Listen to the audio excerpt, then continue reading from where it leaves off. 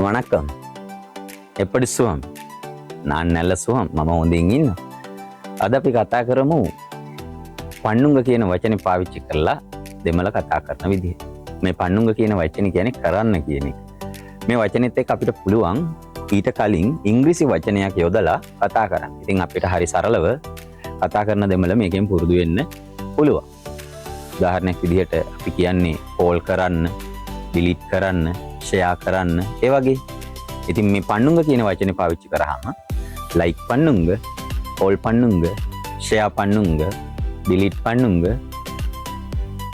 Sign පන්නුංග, operate පන්නුංග, close පන්නුංග, ඕපන් පන්නුංග, ඒ විදිහට ඔයාට ඕනම වචනයක් පාවිච්චි කරලා දෙමළ ප්‍රකාශනයක් නිකුත් කරන්න පුළුවන්. ලයික් පන්නුංග